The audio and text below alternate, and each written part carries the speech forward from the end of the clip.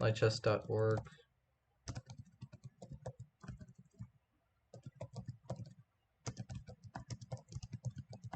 Should be live now. So hopefully that wasn't too long. Let's see, or maybe it's www.lightchess.org. In any case, yeah, it's got to be lightchess.org in the title to get credit, right? It says I'm streaming in lightchess.org. Let's refresh. Okay, it doesn't say I'm streaming. It'll say I am streaming soon, probably.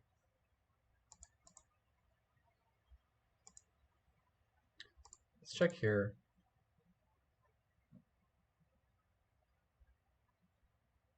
Okay, so now this is the stream. The thing's working. All right, so if you guys are still here, that's great. If you're going to sleep, like hopefully that helped the 3 a.m. But in any case, yeah, meditation that's good for incentive, because it trains the brain wire more. In any case, we're on game number 8, I believe. It's been some time since I did one of these. So the last time we looked at Capablanca's first encounter with Alexander Alekhine.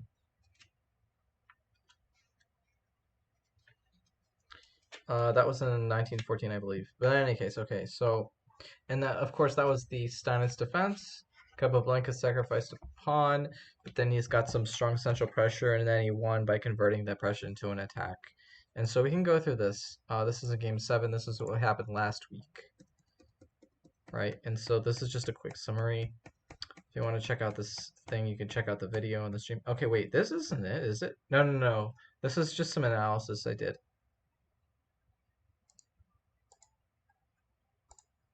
Yeah, this is it. Yeah, and so he basically Alekhine gets this weird pawn structure. Capablanca's got some compromised kingside pawns, but he actually just goes for the center, he gambits a pawn, and then he starts going for the attack like this. And he just has this huge initiative here, and then eventually, yeah, Alekhine just going to defend everything here. And so now we're in chapter 8 of this series that we're working through. And so, interestingly enough, we're playing, Capablanca is playing against Osip Bernstein again. This is in St. Petersburg in 1914. And so we did look at Osip Bernstein earlier, and this is on game, I think it was game 5 or 4. I've got to double check. I think it was game 4, actually. No, it was game 3, probably? Yeah, it was game 3. And so, yeah, Bernstein, exactly. Yeah, and so game 3 that we looked at earlier, this was in 1911. He first played Bernstein, and so back then, Bernstein was kind of trash-talking Capablanca, saying he shouldn't have been in this. He should not have been in San Sebastian 1911. He was like saying, like talking smack and stuff. He's like, this guy is just some young like noob. Like he's just saying that he shouldn't even be playing chess, right? He thinks he doesn't play correctly, and also Capablanca was very sensitive about these critics back then too. Because he was, it's weird. Capablanca's intuition told him to fianchetto this bishop sometimes, but oddly enough, he actually didn't go for it.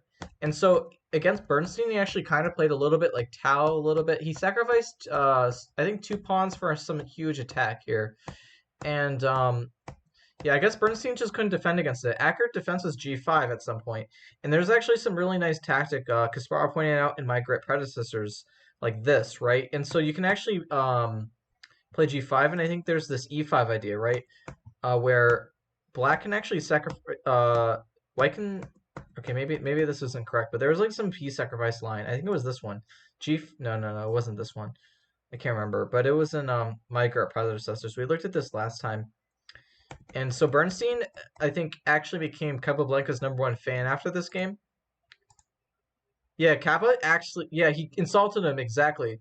I'm pretty sure that is a, yeah, that could be the surname regarding that. Bernstein, yeah, it's a very common Russian name. Probably, I think this is, yeah, well, San Sebastian, but I think they took place in Russia. I actually haven't researched Bernstein. But yeah, he insulted him. Yeah, Bernstein insulted Capablanca. Bernstein. Oh, Bernstein. That's how you pronounce it. Bernstein, like German Stein. Yeah, I got to work on my. The thing is, yeah, the pronunciation is very different. I know the Germans have a lighter L, right? They don't say L like L. They say O, or it's like lighter. There's some interesting stuff. I should take that up because I always found that accent or the way of speaking very interesting actually. With this, well, I can't pronounce it. Morgenstern would it be? Morgenstern would be another one. Morgenstein. Yeah, I think I have to rewire how I talk to get correct. Morgenstern. Morgenstern. Morgenstern. Morgenstern. And then yeah, I guess Capablanca beat the crap out of Bernstein in the first game. Yeah, Bernstein, maybe he's strong enough to be a master nowadays, maybe, like just like a national master. Also, yeah, people back then were actually less higher rated, but believe it or not, Cyrus Agadawa estimates Capablanca at 2,500 elo, I think, at least. 2,500 elo, I think, back then, at least. So that's pretty impressive. Um, in any case. So maybe, yeah, Shinobi, that's actually only like, what is it? That's only like 100 points higher than you, I think, right? So it's pretty much your level, right? I think you could have taken him. Probably. Probably you could have taken Kawa. Probably could have beaten him. I don't know. We'll see. Probably. I mean, I don't know. Yeah, you would. Yeah, you would. Yeah, I think you would actually because you just know more theory and well, it's not even about theory. Forget about theory. Yeah, you take him to school. It's about calculation. Capablanca just didn't calculate. He's like some 2,500. No, no, I shouldn't be insulting Capablanca. I'm sorry, Capablanca, but in any case, no, no, no. But yeah, he's just 100 points higher than you. So, I mean, 2,500 elo, right? That's the estimation. No, but also people estimate him at 2,700 according to chess metrics. So, for example, in chess metrics, I think chess metrics has it better. Capablanca. Uh, it says here it says he's like 2087 during this time.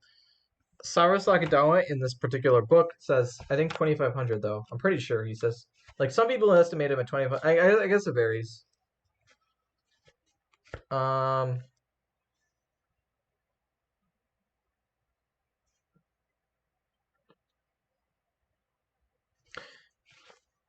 I thought I read so. Yeah, yeah. Okay, so Cyrus Sakadawa says he wait. Oh, he said his USCF rating hovers around 2,500.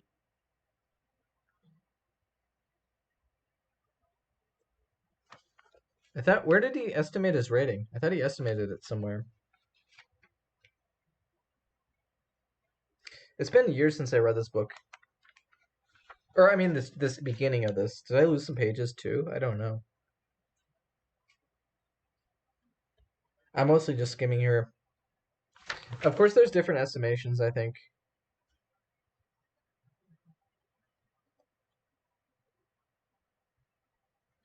Well, in any case, yeah, I guess there's just some variance, I guess, in terms of this.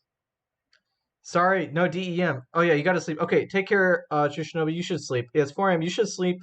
Hopefully that video calmed you down. Yeah, Capablanca, exactly. I'm going over Capablanca. Yeah, good night. I appreciate you stopping by. Yeah, really appreciate it. Really appreciate it. All right. Good night, sir. All right. So while he's going to sleep, I'm going to get into this game here. So, all right. So, Capablanca had the white pieces. This is St. Petersburg in 1914 against Bernstein. And so d4, d5 was played. Knight to f3, knight to f6, c4, e6, knight to c3. Yeah, actually, I actually have it. Let's Google Bernstein. I don't Bernstein. Osip Bernstein. Let's see. Where is he from actually? Apparently he's from France. That's weird.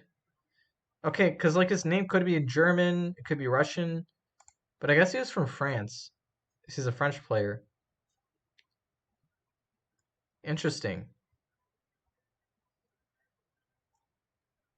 Yeah, yeah, that's pretty cool. I didn't know he was from France. I would have never thought. I thought maybe Germany or Russia.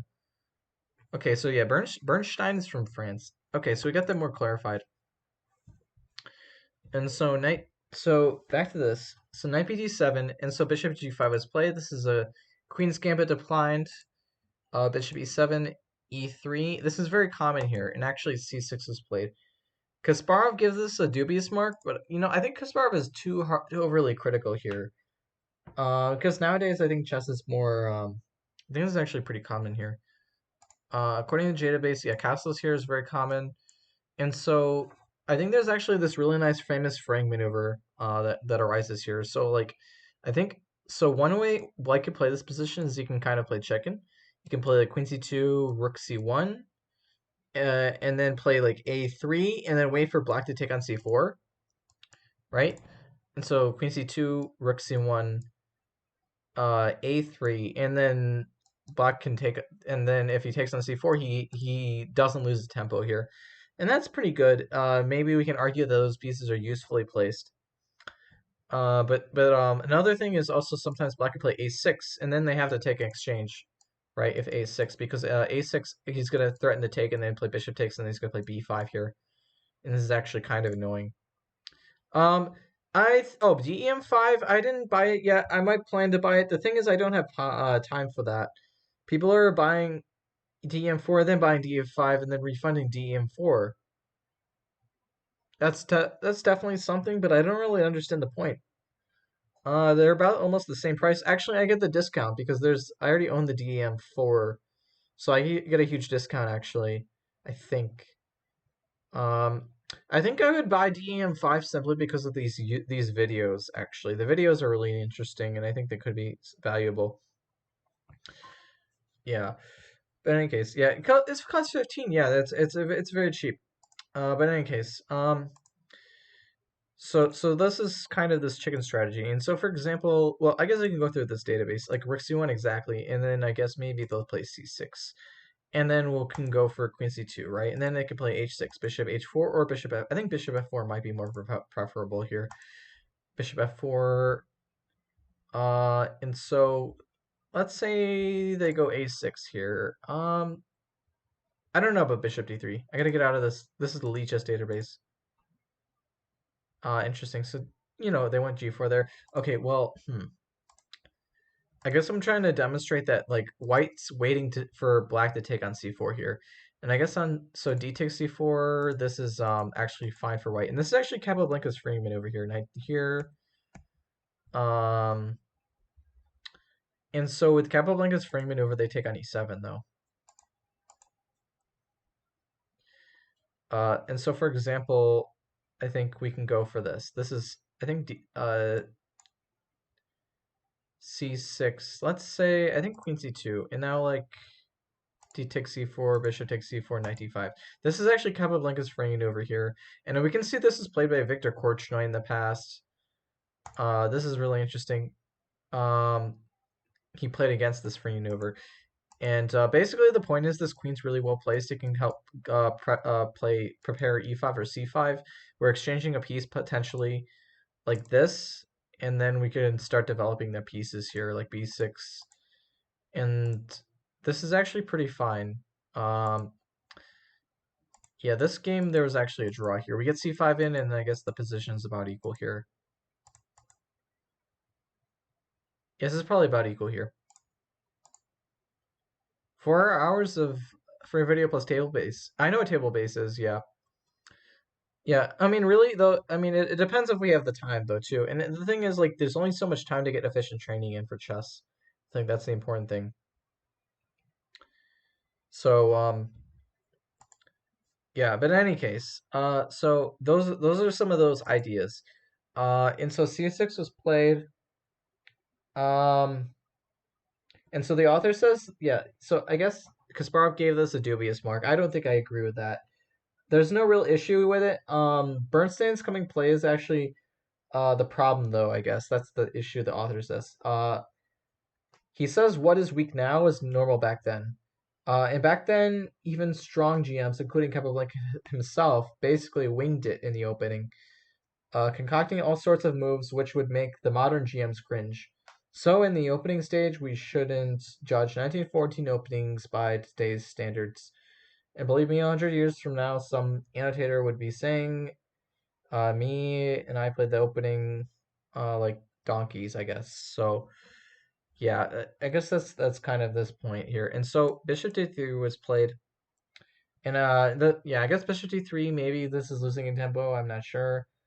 But yeah, I guess he gets this bishop committed here, and I guess here's the thing. B7 to B5 is actually out of place in this position since it will be impossible to enforce A7 and A6 and play C5. Um, that's the thing. And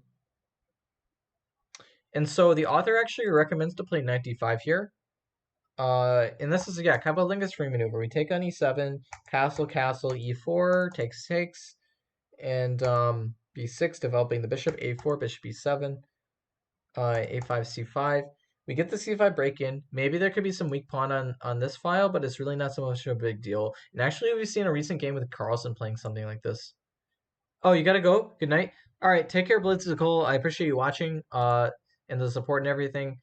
Um, yeah, thanks for stopping by. I appreciate it.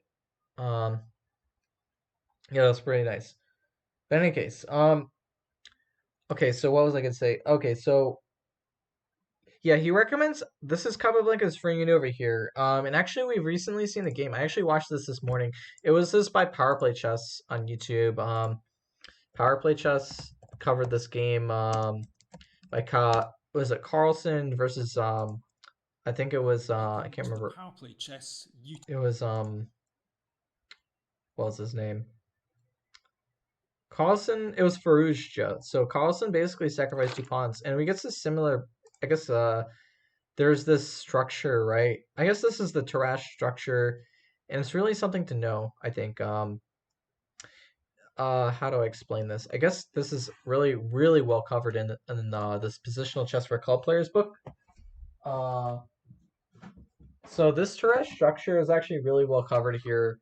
Basically, I guess the point is, White wants to get this past d5 pawn sometimes. And so really, and for past d5 pawns, it's really important to have rooks on the board. And if you're playing against this, it's important to have the minor pieces on the board. So I guess that's sort of this extra point regarding this these kinds of uh structures, I guess you could say. Um, and so of course maybe there's some gimmicks here. This is not exactly the same. Um, Yeah, I wonder why he couldn't have taken a B. Oh, I guess he plays C5, activating the bishop, and he's also attacking U4 here. I'm not sure if D5 is forced, but yeah, this is a really nice way the author recommends how to play. So you can just play Capablanca's frame maneuver against Capablanca himself. I'm sure everyone would like to do that, and then you could play something like this. Um, and so Bernstein back then he plays B5. This is actually interesting because it's almost like this. It's almost like the introduction to the Slav defense ideas, right? This is, I mean, I know this wasn't in the Slav back then. Back then, I'm not sure. Maybe they played the Slav, but I think all these ideas weren't really well formulated until the 1940s, probably, or 1950s. That's when the Slav and those ideas really came more into play. Like Max Erver versus Aliekin was really the first match. It was played in for the championship, I think. I could be incorrect, but okay, maybe there's the Schlechter Slav and stuff like that, like Karl Schlechter. I'm not sure if he played that for a world championship match, but in any case, yeah. So this is a common idea in the Slav defense. We want to play A6 and then play C5, right? I'm wondering. I'm not quite sure exactly what the problem is here, 100%, but I guess we'll see what happens in the game here. And so Carolingi puts the bishop back on D3. And now he protects this center. But okay, the problem is okay. So black wants to play c5 next move, right? And if you can play c5, his position's fine. So for example, let's say white just castles here. I think c5 is really strong here. Yeah, c5, and then if we can take on c5, maybe this is not so much of a big deal. He's gonna play bishop e7, and I guess this is gonna be equal. He's gonna castle queen c7 maybe, or queen e7. This is actually not a bad position here. Yeah, there's equal space too. There's a monopoly of there's no monopoly of accesses necessarily in certain areas. I guess there's just an equal space division here. Um, so yeah, I think this is actually good. Is cat So what does the engine say? I think yeah, c5 does come up. Bishop e7 also could be played. So the author's right about that. And so e4 was played here. This is a really important move because I think maybe c5 can be met by like d5 perhaps. I'm not quite sure. Um, and so actually this is a good question here. So Kasparov for the next move, and so yeah, this is a really dubious sacrifice. This is actually considered a mistake. This is what was played in the game. C5 or E5 was played here. But Kasparov actually suggested c5 here, and I guess this runs into e5. Sometimes, too, in the traditional Slav, this can be met with d5 here, but it's probably not as good. But that's also a thematic thing. We have, for example, the reference game Kramnik versus Kasparov. I think it was like 2012 or something. Or not 2012. That's too. Maybe it was like somewhere in the early 2000s. There's like some game with that. Um, but and it was a really important. It was actually a really good win for Kramnik. I can't remember. It was like one of his best games. Uh, but C5. Maybe I'll just get this as a reference game, just for the record here. Kramnik and Sparv Slav defense. I think maybe it was called Clash of Titans, and it was a really important victory for Kramnik. Oh yeah, this is Okay, I'll show this game. So for example, I'll copy this, Control C, Control V. This is correct. And so this is just gonna demonstrate this other idea. So e5 can be played, which was played in this Capablanca game, but also white sometimes wants to meet this c5 with d5 here, right? And this is of course the true Slav defense. There's no tempos lost or imprecise play with like slow play like c6 and stuff, like or like a queen's gambit declined with the bishop moving or something. Um, Yeah, this is, of course, this could be covered another time, like in depth, if I do ever Kramnik move by move series. But yeah, so this is really interesting. Kramnik actually allows this pawn structure to be ruined a little bit, and he kind of just goes for this attack here like this. And I think castling was actually marked as interesting move, but it's actually can be this can be defended with best play. I think somehow there's some weird line, but it's really hard to see here. Yeah, and I guess Kramnik just goes in for this huge attack here, bringing all the pieces into the game. And I think there was one mate he missed, but I can't remember exactly. But yeah, this is just really complicated, and yeah, I guess Kasparov resigned here. So this is just a demonstration of a really interesting modern game, I guess. But in any case, so c5 could be played, and I guess you can meet this with e5 here, according to Kasparov, and so knight d5. We can take on e7, and then yeah, and so if knight takes on e7, we can play this knight e4 idea, and this d6 square is very weak. Um, so knight takes on d5, e takes on d5, and we can castle. C4, okay, so maybe there's this argument that we have a queenside majority, but the problem is this bishop isn't in the game yet. And where is this knight going?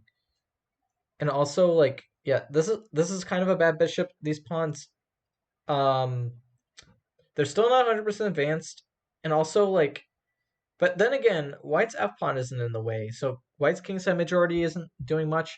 But I guess really the important thing is there's this huge difference of monopoly of access here. And so White would probably go for some kingside attack in this variation at some point. And so after c4, bishop c2, castles. Um, I think white's got some good squares under control here. Black has this, I guess, kind of. Maybe he's got some pawns going down. This is going to be a very complicated struggle here. Um, and I guess Kasparov writes that this is an inferior but acceptable game here. Yeah. I actually learned about Monopoly of Access from the Chess Athletic. If anyone wants to check out his channel, he's got an incredible YouTube channel and incredible content. Uh, yeah, Chess Athletic. He's got some good stuff here. Really interesting concepts. Whoops. Not 92. But yeah. Anyway, so e5 was played here.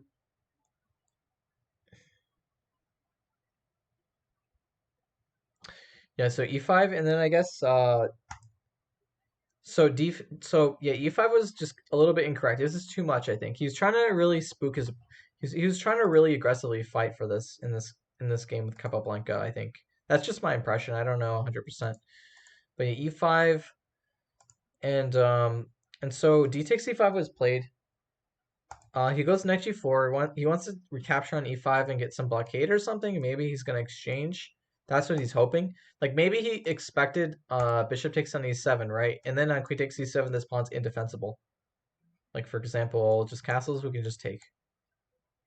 And like this is actually kind of fine for black. We're gonna get this bishop somewhere in the game. Also, this is kind of threatened. This is actually pretty fine. Yeah, this wasn't covered in the book, but yeah, this is probably what his opponent or Capablanca's opponent Bernstein was thinking here. It's probably in his thoughts. So anyway, yeah, bishop. So Capablanca plays this really strong move, bishop f4 here. He yeah, Kasparov actually gives this move an exclam. He's avoiding exchanges, and he's actually tying down black. Like he's asking black, what about this pawn here? Why, how are you gonna win this pawn? And it's really not so easy. Um, yeah, like I guess intuitively, like maybe there's, okay, I guess well, let's see what happened in the game, I guess. But so I guess bishop c5 was played, but I'm wondering like what happens on queen c7 here.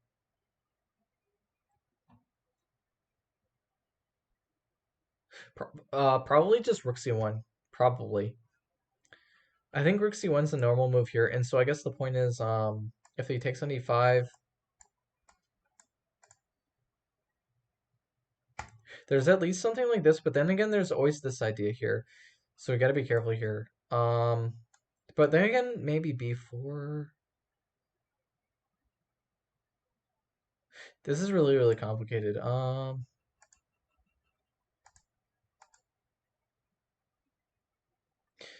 I'm not quite sure here. On queen c7, the answer gives just rook c1, right? Yeah, I thought rook c1. And then you can take on e5 here.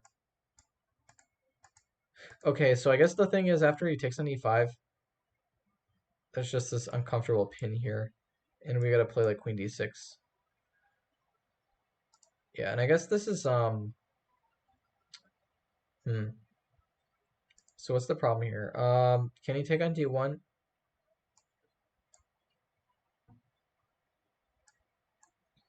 And so this is kind of an interesting point. So there's just pressure here. There's pressure on this point here and here with the queen on c7. I'm not sure if that was the best move. Um, that's just another idea that I was thinking. But bishop c5 was played in the game, and Capablanca castles here. And yeah, so this is pretty interesting.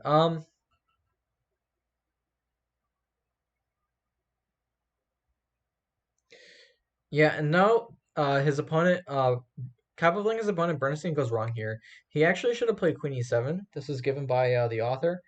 And there was this really interesting idea of e6, trying to disrupt these pieces here. And so the point is, yeah, you have to go play f6 and e6 because on queen takes e6, there's knight g5, double attack. There's no way to defend this knight. So on f takes e6, then there's e5. And so yeah, uh there's a nice outpost here. Technically this pawn is artificially isolated because it's not supported by this pawn, but the thing is it's actually strong, really strong pawn, and it's not and this e6 pawn is actually just as weak. And it's really weak actually, to be honest, because this literally can't be defended, whereas this actually has some hope of f4. But yeah, and there's like really strong space advantages from this pawn just being in this position. We're guaranteed like an active position. We got this e4 square. White just simply has more squares available.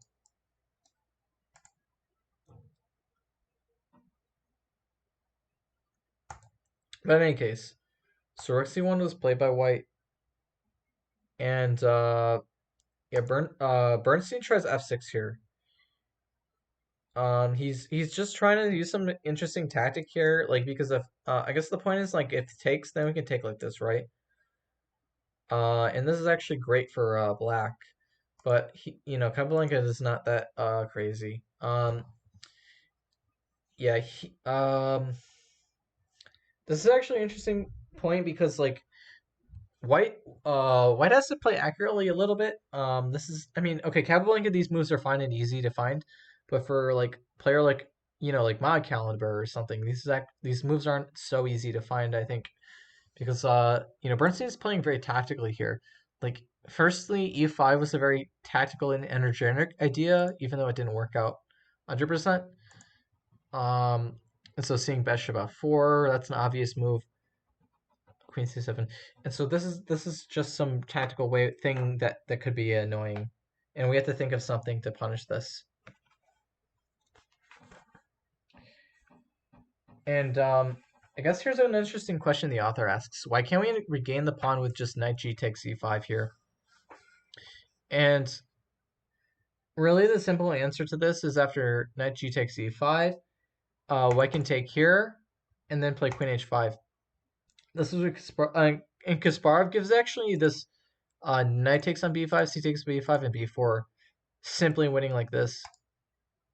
And like I guess the point is that our rook is active. So he's preferring this piece activity combined with a favorable winning of a pawn here. Um, But instead, yeah, with queen h5, this is actually strong given by the author, Cyrus Lakadawa.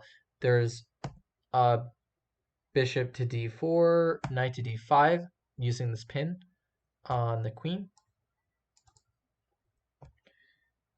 And then after queen d6, there's rook takes on c6 here. And so the queen has to take, otherwise, if knight takes, then bishop takes d6.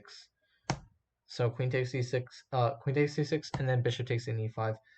And black is not going to survive very long here. There's lots of threats. If he castles, for example, then he's going to get forked on e7 with this knight. And so yeah, and yeah, I mean that's just of course he's got to take the bishop, but yeah, in any case, yeah, he's in dire straits. His king's going to be in the center here. And if queen takes, then he's threatening already knight e7 here, winning like this. Um, so this is really tough, this position. So f6 is played.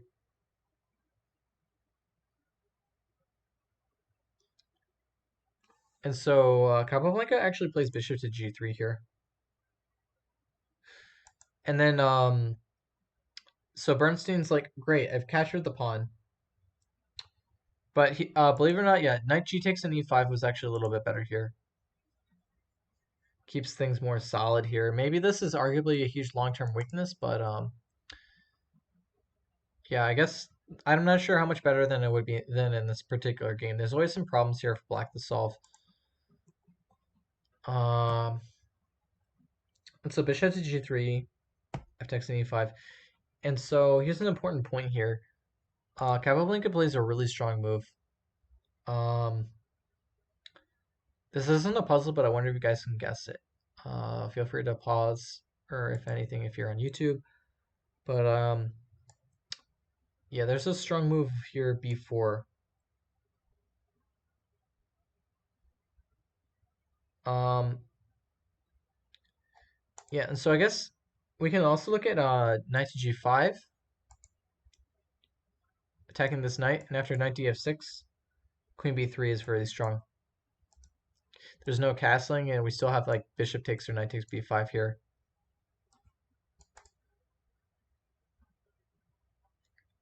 But b4 immediately is actually really strong here. And so bishop to a7 was played. And if he took on b4 here, this is a huge blunder here because it's just knight to d5, queen d6. And after knight takes on b4, queen takes on b4, rook takes on c6. White's really active here. Um, this pawn's got under some huge pressure. This diagonal's open. I think white's doing pretty well here. Also, the pieces aren't very coordinated here for black.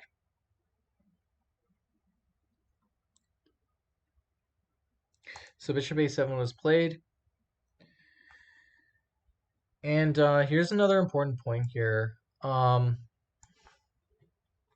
Yeah, bishop a7 was played. And so now this is this is an official exercise in this book here. So intuition tells us the forceful continuation is needed. How do you pursue the attack? And so it's important to look at this and see how you would come up with an attack here.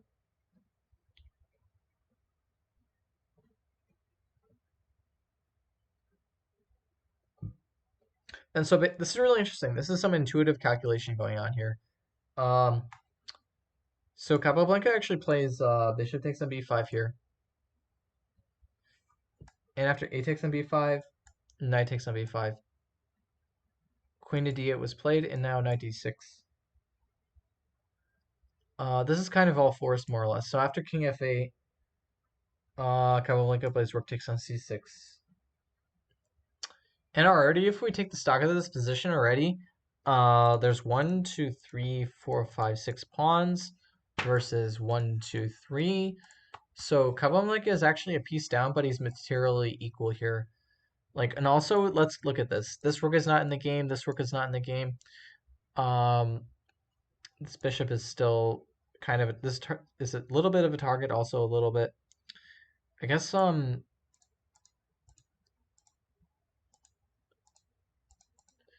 maybe like it's piecewise. There's only like about equal active pieces here. So yeah, rook takes on c6.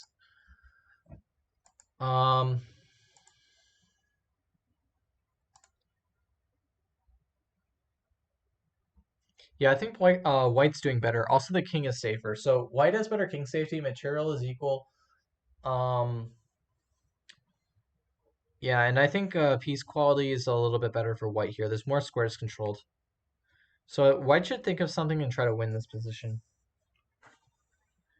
And so black plays knight b6. And now Capablanca plays this extremely strong move. Feel free to guess it. This is actually double exclaimed by the author. He actually plays this bishop to h4 here. And so the author says skills, if left untested, have a way of degenerating.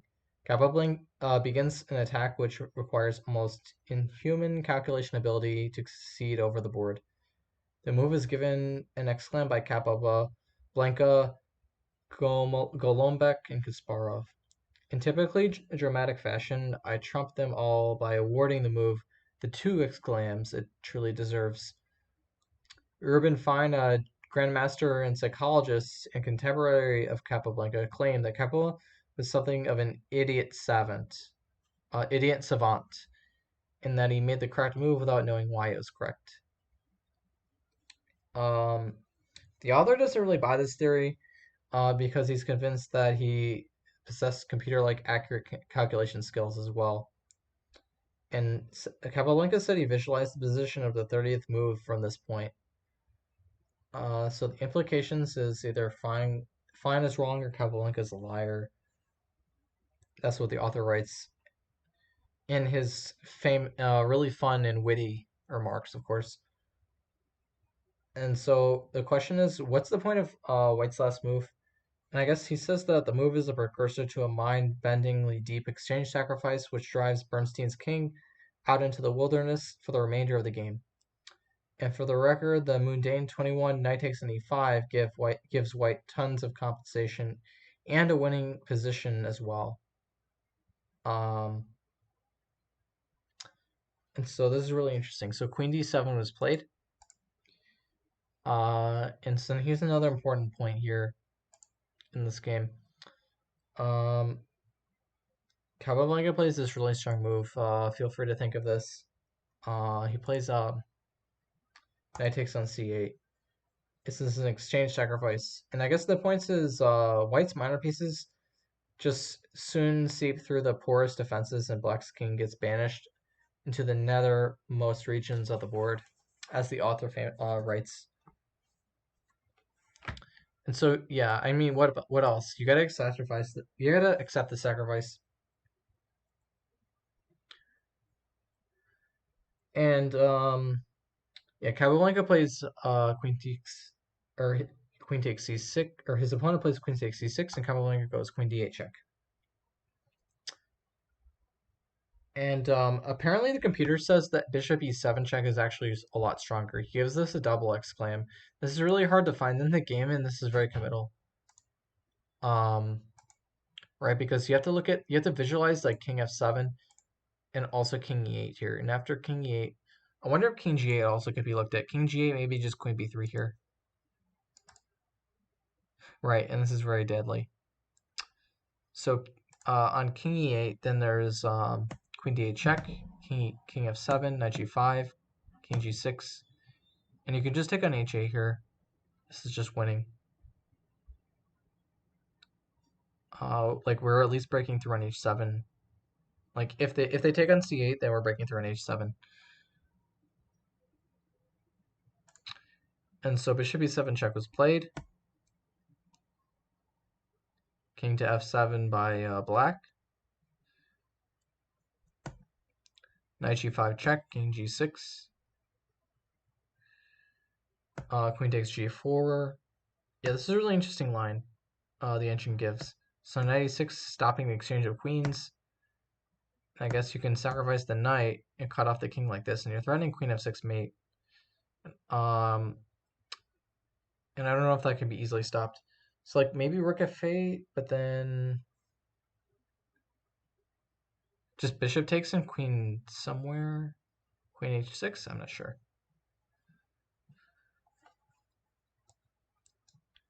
What does it say here? I guess he says this is crushing, right? Rook d1 mates, apparently, here. And also on king e8, knight d8 is this is really crushing. Like we're threatening here and here. So wow. There's lots of pitfalls here. In any case. Yeah, Capablanca didn't. This is really hard to see and calculate all this stuff. This is like geometrically really tough. But in any case, just he saw this as kind of winning, so he just goes for queen d8 check, and after king to or queen to e8, then he sees bishop to e7 check, which is an exclam. Then so Bernstein plays king f7, then knight d6 check, and you can say this is winning of the queen, but believe it or not, there's actually stronger moves to be seen. So king g6, knight h4, king h5, and Capablanca takes an e8. And so there's this exchange of queens, but the attack is still going on. So Capablanca takes on g7, and white's pieces just swarm over black's king. Like, yeah, and this is really tough. So king h6, knight gf5 was played by Capablanca, king h5, or yeah, and then Capablanca goes for h3 here. And so this is actually the move that Capablanca visualized when he played on move 21, bishop to h4. So he saw up to here. So when he saw this move, like from here, on calculating bishop h4, he saw all the way up to here, which is a huge change in the position. And this is a lot of calculation. That's impressive. So on h3, knight c8 was played. Rook d to g8 also can be considered, and so h takes on g4. Rook takes on g4, f3. There's some huge problems here. So rook takes h4 can be considered, then just bishop takes, and this is hopeless. We're like, yeah, black is like 4 pawns down, I think, or 3 pawns down, 3 pawns down, yeah. And if rook d7, this is actually really tricky. We're gonna get mated here. Can take on g4, then play like this. This is actually mate. So his opponent plays knight c8. But Capablanca he still is executing this attack. He goes h takes on g4, and yeah, I guess the author writes Bernstein breaks his personal long jump record. In his 1911 San Sebastian game against Capablanca, his king only reached g5. Here is king wandering about on g4, played a deadly and rather hopeless game of hide and seek with white's attackers. So that's a really nice thing Cyrus has written. And so bishop takes d8, rook takes d was played by Capablanca. And so, yeah, the author writes the game is over. Black has managed to escape checkmate at the cost of a totally hopeless 3 pawns deficit. And so now this is just about finishing the game. So Capablanca just plays g3 here, rook d2 is played, and then king g2. Yeah, and back then they didn't resign so easily. They like to fight on as much as they could. So rook e2 is played. There's a question if he should have taken a free pawn here on a2. And so the problem with if he took on a2, then there's just knight f3, and so maybe let's see, knight f3.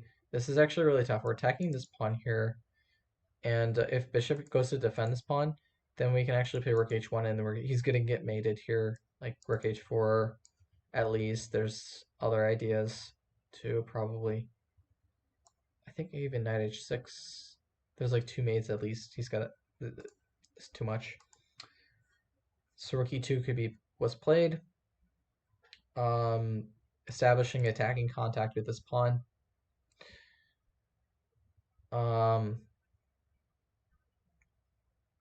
Yeah, and so a4 was played, and so knight b6 was played by Bernstein. And so if he took on this e pawn, then of course f3 forks, and we're just a rook down here.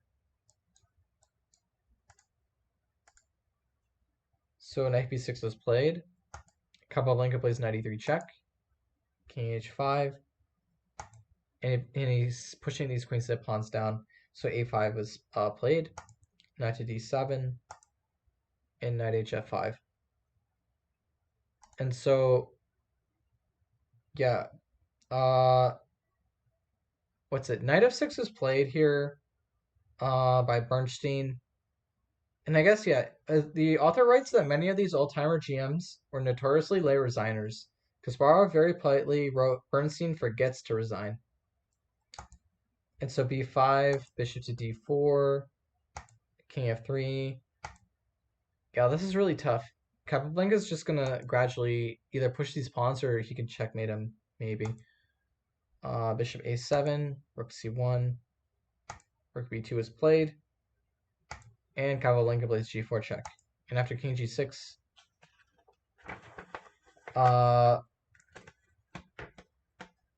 white can actually win a piece, and this is actually a really important time to think in this position. Oh, hello, Sad Pillow. Welcome. I was doing some analysis of Capablanca. Yeah, welcome. Yeah, I've been trying to how's Sub Hero doing? I hope he's doing fine. Yeah, I think he was gone for the weekend, but yeah, I guess one of his friends, Cheskudo, is doing some poker and stuff, which is really nice. Yeah, and I hope everything's going good with you guys and everything. Glad you stopped by. Sorry if I was missing the chat. I was just going through this book. I put this on YouTube actually. And so rook to c7 was played. Rook takes f2, king takes f2, knight g4, king f3, and yeah, I guess his opponent resigned here. Bernstein. Yeah, or good. Just thought I'd support you. Yeah, I appreciate it. Yeah. Yeah, in any case, yeah, I'm gonna put this on YouTube. This is kind of boring, but this is just a personal series I'm doing because this book, this is actually I think my first chess book that I really enjoyed, and so I was thinking I can do it some justice and just do some dedication for this. Yeah, I appreciate the support though and everything. It means a lot. Don't worry, I'll get the stream less boring soon. Like I'm gonna just get this segment done and then I'll do like a normal stream probably. Like this is gonna go on YouTube. This segment though, I think like you can actually export it. So I've been doing that. Um, and so like a quick summary of this game. It's just a Queen's Gambit declined. E4 is played, and then there's this temporary sacrifice here. And yeah, I guess he's trying to greedily get this pawn back, but he's really weakened his position with all these light squares. And so I have dark squares on this king side. And so after these weakening of this position, and also the misplacement of these pieces here on the C file, Capablanca decides to exploit that like this here. And the thing is, all these places can be used as some outposts here. And so now Capablanca has almost all of his pieces in the game.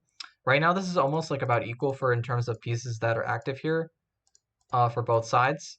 And he finally brings the last piece, bishop h4. This is a huge key move in the game here, and I really appreciate this move being made. I don't think I appreciated it when I first discovered this game. And so, yeah, he goes for this nice exchange sacrifice here, clearing the way for this queen to go in, and then he starts chasing the king like this, and wins back his material here like this. Yeah, and then he kind of cleaned up the game. The rest, this isn't so much important, but yeah, he was just lost. Yeah. Playing. Oh, you're playing League? Oh, you. Oh, okay, okay. Sounds good. Sounds good. Yeah, yeah. Actually, I streamed League yesterday. Um. Oh my goodness. I'm so.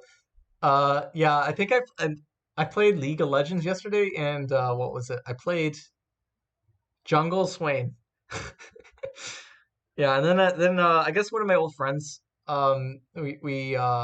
We played ARAM after that because he knows I don't like strategy too much in terms of League of Legends. Anyway, all right. Yeah, Swain. Yeah, Swain. That was my first champion back in the day. Wait. All right. So I'm gonna end this segment and then I go start like a new stream probably. This segment can go on YouTube. People can guess the puzzles and stuff like that. Uh, but yeah, thanks for watching. And so I'm gonna end the stream and then restart it, I think. So this can go to YouTube, I think. All right. So